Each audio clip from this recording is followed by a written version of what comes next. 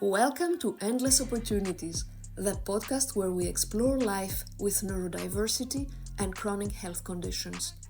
I am your host, Lucy Petrellis, diagnosed with MS at 22 and ADHD at 42. Join us as we uncover powerful stories, share insights and practical tips, allowing ourselves endless opportunities to feel good within ourselves and our life, no matter what. Let's dive into today's episode as I share with you one of my most recent stories that have been a major turning point on all aspects of my physical, mental, and mostly emotional well-being.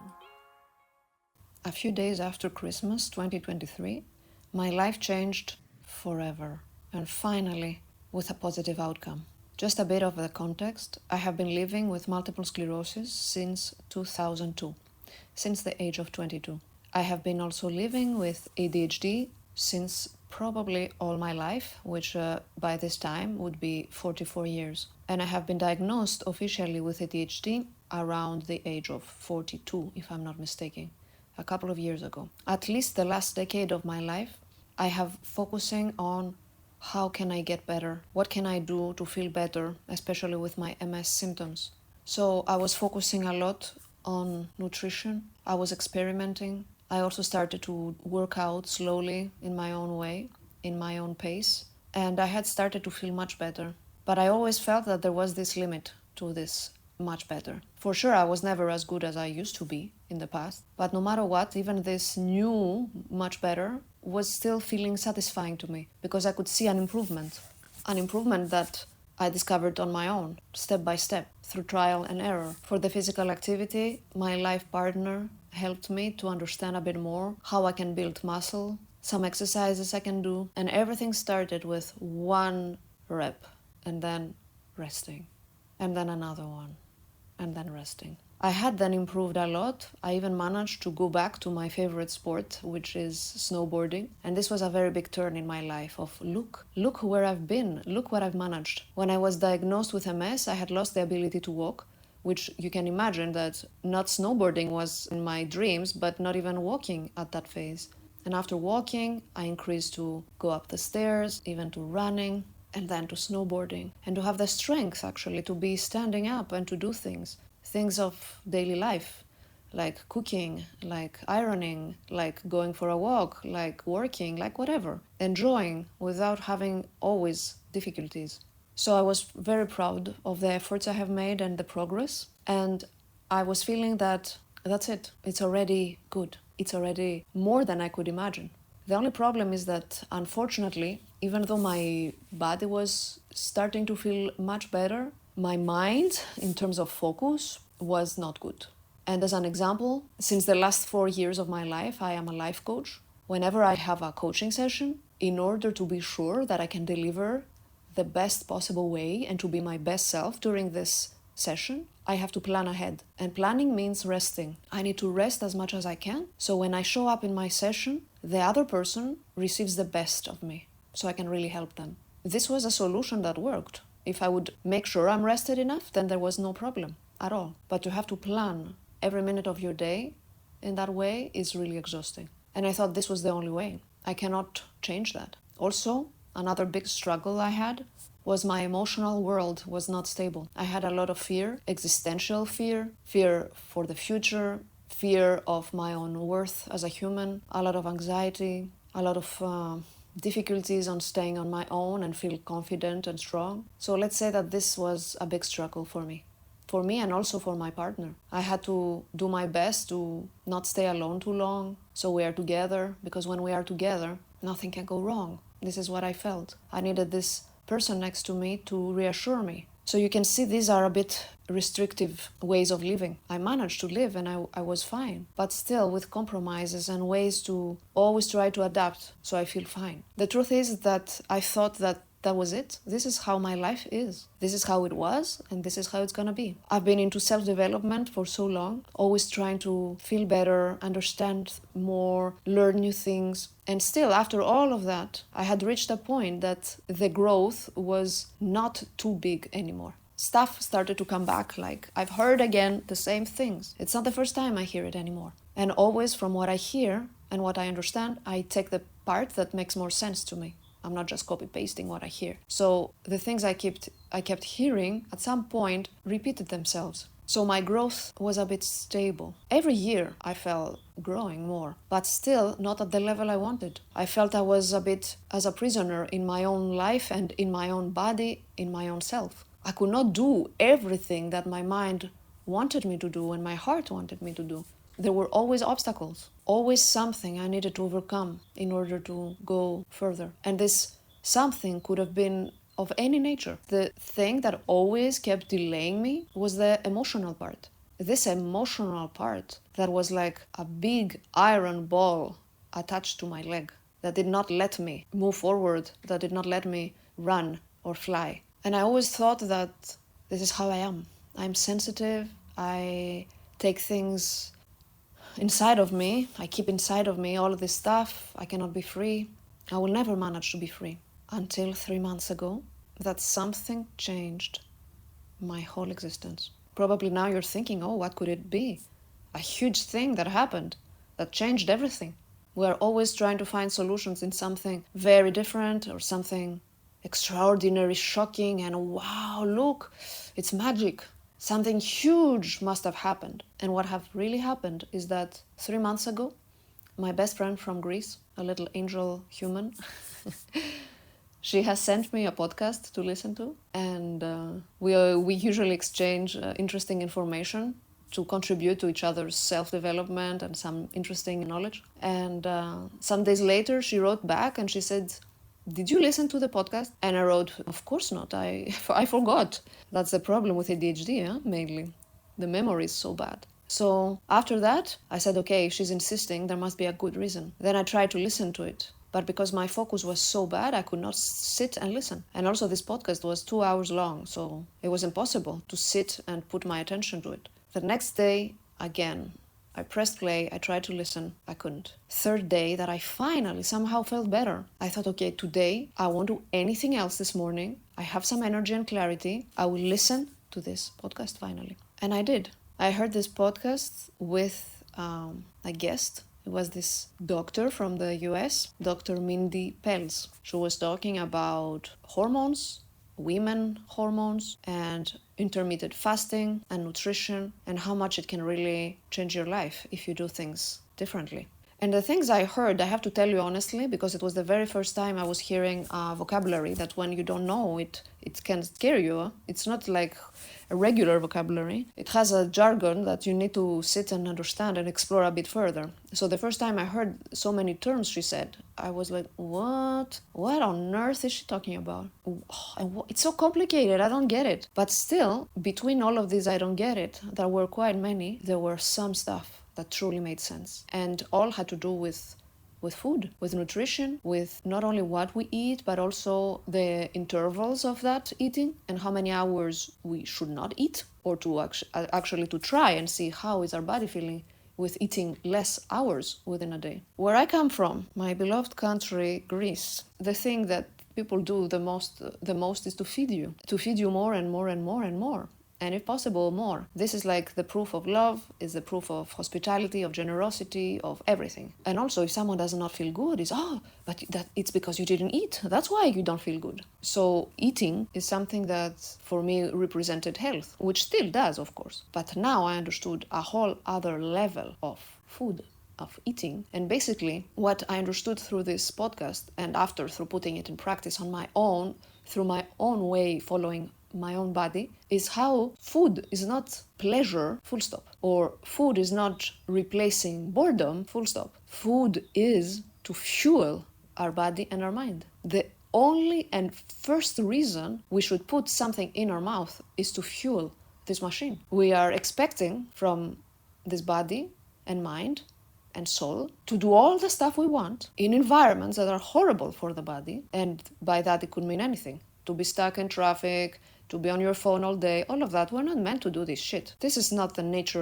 natural part of life. So by focusing on how I eat in a totally different approach, because after this podcast I bought Dr. Mindy's book, and then during Christmas, I was sitting on the couch with my blanket, with my dog, with a tea, and I was reading the book. And the moment I was reading this book, which is called Fast Like a Girl, I thought, this is it. This is it. I have to try this. And when I try, I'm always going full in or else I don't do it. And then I started to plan and see how can I make this happen. And as everything in life, how can I make it happen for me? So I started to do this type of nutrition and basically change of lifestyle. But at the moment, I didn't know it was a change of lifestyle. I thought it was just a trial. But now there's no turning back. So I call it lifestyle or maybe even life.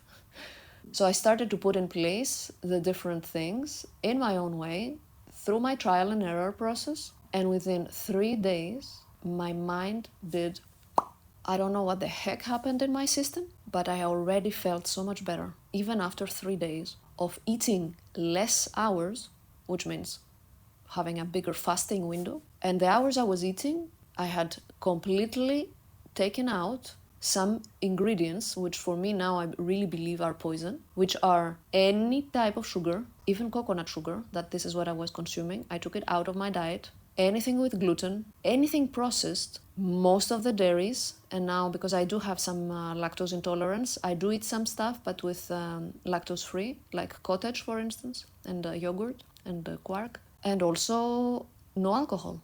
So I took this stuff out just to see. Plus, I ate less often. My window of eating was smaller. At first, it was not a huge difference in hours because the body also needs to learn a little bit, no?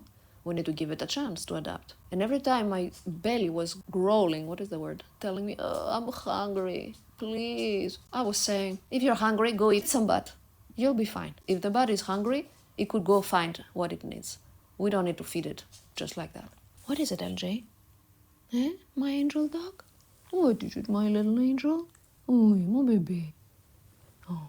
So after those 3 days, I knew that this had a solid base and there is a lot that I can do with it. So I started to play around with the hours of fasting, with the food I was eating. It did not happen every change in overnight, but I kept giving my body a chance for even better and even better and even better. In the weeks that followed, I was feeling amazing. My emotional world was so good, you won't believe. It's as if the fear had left my body. I was not afraid anymore of anything. I was not afraid of anything, but I'm not saying it in an ADHD way that, there is this, what is the word? I never remember. Impulsivity of, I cannot hold myself from doing that even though it's dangerous. No, I don't mean that at all. I had a healthy impulsivity, but more coming from a place of believing in myself, of yes, this is right, I can do that. Yes, this feels good, I will do that. I will commit to that, I will try that. But this certainty, this confidence, and this was for me the turning point. This is what I needed the most. And after that also the body was feeling better, my brain was feeling better, my memory was transformed. And you will wonder, but how is it possible? How is all of this real? How come it's not an exaggeration? I mean, that cannot be true. Well, it is true. And if I did not live it with my own body, if I didn't see it with my own eyes, I would have not believed in it. Because it's absurd, it makes no sense. But then I started to think of different comparisons. For instance, we have our car, or our cell phone, or our TV. Now I'm just giving you names of some stuff that usually are valuable objects. Would we ever put as a fuel in these machines something that we know can harm them? Our car, would we ever put oil that is bad, gas that is bad? And yet, this is what we do with our body. We go to the supermarket and maybe 95% of what is in there is not good for us. We're just supporting those that are supposed to make more money out of us and profit. That's it. What is healthy in there? Nothing. I would have never charged my phone with a power bank or electricity that I believe could harm it. But I had no problem feeding my body shit for so long. The point here is not to just eat healthy, whatever is good for our body, and never again the stuff that we really got so much pleasure of, like whatever, fast food, or I don't know, anything that we know it's not good. It doesn't mean that we will never have again all of this stuff. The point is that if we don't feel good after consuming this shit, allow me to say shit, it's shit, I know it's shit, I mean, it's okay. Transparency and honesty is already good. We know that after eating this shit, we won't feel good, but that's okay. because we will know it. It won't be a daily state to feel bad. It will be only after the days we have chosen to consume this stuff. For instance, Saturday night, we say, oh, now we're gonna go for a pizza, an ice cream, whatever. Huh? We are fully entitled for all of it, no matter the reason we want to consume this. And then the next day, if I don't feel good, my mind is not clear, my emotional world is not stable, my body doesn't feel good. Yes, but I know why. It's because of that, because of consuming all of that. So knowing it already is helpful to say, okay, on Sunday I won't feel good, but that's fine. Sunday evening or Monday morning, I go back to my life. And my life now is to take care of myself. That's my life. This awareness of now I can control when I won't feel good is key, because we're not a victim anymore of how our body is feeling. I'm not good. Yes, you're not good because you didn't realize that what you are eating and drinking is making you not good. It's not your fault that you didn't know it. This world is full of shit. The information they're putting out there, the choices they bring in front of us to an affordable price are shit. The temptation is so big because we want to escape difficulty. But the thing is that we don't realize how it's like a circle. We cannot escape because we don't feel good. And we don't feel good because we cannot escape. So now the power is in our hands. Real power of saying, I will take my life into my own hands. I will give it a try. I will try stuff and see how it goes. I will give myself this opportunity for something new. And this is not a one-size-fits-all, but it's a trial and error to see what helps you the most. So this is what I wanted to tell you already. In 3 days of fasting and in between eating things that are good for my body, my whole world transformed. I will never go back because now I saw what life means. I have to tell you that since fasting, which is now 3 months, finally, my life is starting. Now I'm living. And I want to support as many people as I can to live as well and to enjoy their life and to enjoy themselves and to really go and reach their full potential, if there is any full, you know what I mean? It could be always a growth towards feeling more and more safe within ourselves. That's it. I don't know if anybody will hear this. I have a lot to talk about, a lot of things. I managed to change my life and I can help you change yours. No matter your chronic illness,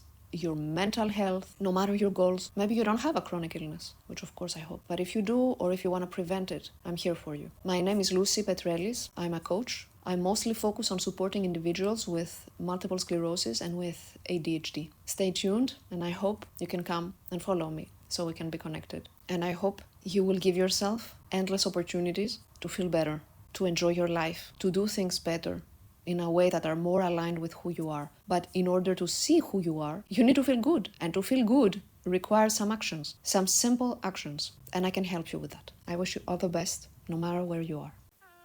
Thank you for joining us on Endless Opportunities podcast. We hope you found today's episode inspiring and helpful. Don't forget to subscribe so you don't miss any new episode. Leave a review or comment and share it with anyone you believe could benefit from it. Until next time, take care.